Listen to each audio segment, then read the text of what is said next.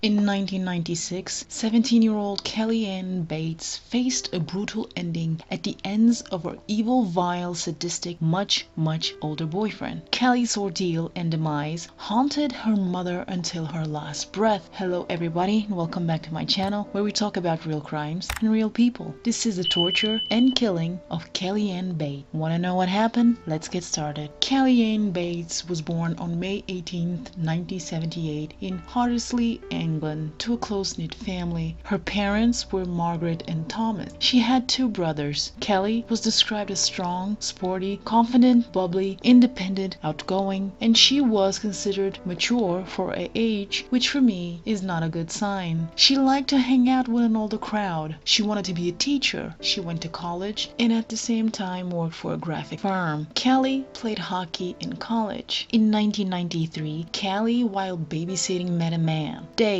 Dave was much older. Dave and 14-year-old Kelly hit it off, and Dave decided to accompany Kelly that night because he wanted to protect her. For the next 2 years, much older Dave and teen Kelly were in a secret relationship. He was her first boyfriend, and initially the two got along. Kelly told her parents about Dave, and her parents thought it was a boy from school. Kelly started sneaking out at night. She would sometimes stay with Dave 2 nights in a row. At 16, Kelly introduced Dave to her parents. To her mother's shock, she told her he was 32 years old, but Margaret's instinct kicked in. Something was off with that man. He seemed much older than 32. As the bread knife was standing right there, Margaret wanted to kill Dave, but she didn't, something she would regret for the rest of her life. She was concerned. Margaret asked around if people knew him, but no one did. Dave started calling Kelly's parents. He was concerned about her staying out all night. Margaret thought he was being considerate, but in fact, Dave was being controlling and possessive. Margaret's instincts were right. Dave wasn't who Kelly said he was. In fact, Dave was James Patterson Smith. He was 48 years old, a year older than Thomas, Kelly's father. James was unemployed. He lived in Gorton, Manchester. He was described as house-proud, well-groomed, and a non-smoker. James was abusive towards every woman in his life. In 1980, his wife of 10 years divorced him because he was violent. He then started a relationship with a 20-year-old girl. He beat her severely while she was pregnant, and he tried to drown her. In 1982, he groomed a 15-year-old girl. He was violent towards her as well. He held her head underwater in the kitchen sink in an attempt to drown her. None of these women pressed charges. In 1993, he started grooming 14-year-old Kelly Ann Bates. But Kelly wasn't as lucky as the others. During their relationship, Kelly and James broke up a few times, but James would stalk Kelly back in. James would call and check on her constantly. Kelly thought he truly loved her. Kelly then started spending more and more time with him and stayed over the weekends. One thing changed as well: Kelly's appearance. Kelly had lost weight, she looked emaciated, and she had stopped bathing. She started to show up at home covered in bruises, bite marks. She would tell her mother they were the result of a few accidents. Once, when she returned to pack, she had a black eye, and she told her mother a gang of girls after school had attacked her. Margaret begged Kelly to leave James, but Kelly refused to accept James was abusing her and refused to leave him, and Kelly distanced herself from the family even more. Kelly wanted to take a step further in the relationship. She wanted to move in with James. Her parents were worried. Her parents eventually allowed it if only Kelly visited often and kept regular contact. On November 30th, 1995, Kelly left the family home and moved in with James at Fernvale Road, Gorton. After Kelly moved out,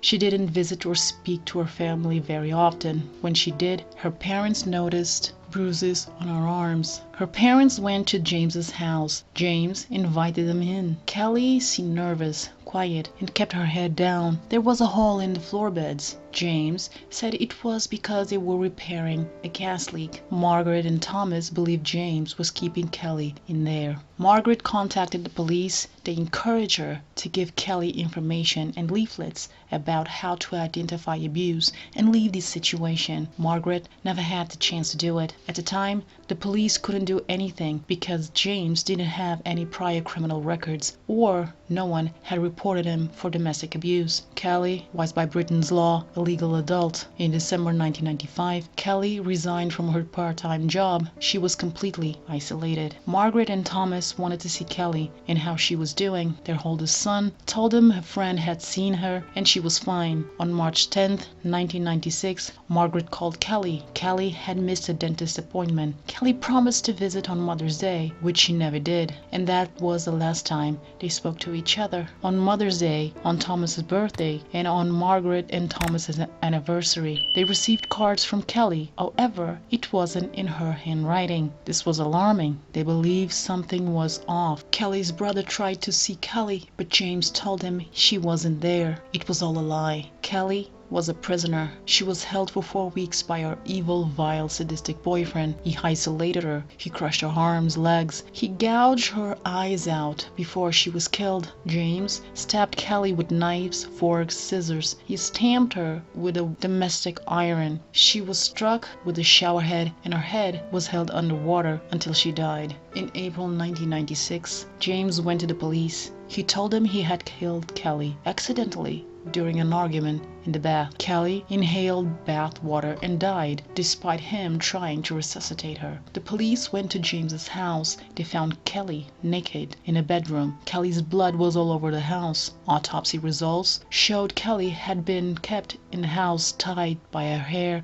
to radiators, chairs, or ligatures around her neck. Kelly's body was ravaged by injuries. She had scalding to her buttocks and left leg, burns on her thigh, a fractured arm, multiple stab wounds caused by knives, forks, and scissors, stab wounds inside her mouth. Both hands were crushed. There was mutilation of her ears, nose, eyebrows, mouth, lips, and genitals. There were wounds caused by a spade and pruning shears. Her eyes were gouged out before she died. Stab wounds were found to the empty eye sockets. She had partial scalping. She was starved and she was dehydrated. Kelly's last weeks of her life were horrendous. James was charged with murder. He denied he had murdered Kelly. He claimed Kelly had taunted him because of the death of his mother. She had provoked him. She had inflicted her injuries herself. They asked him why he blinded, stabbed, and battered Kelly. He stated she dared him to do it. He also stated Kelly used to pretend to be unconscious. 2 women testified against him, telling their story of abuse they suffered at the hands of James Patterson Smith. In 1997, James Smith was found guilty and he was sentenced to life in prison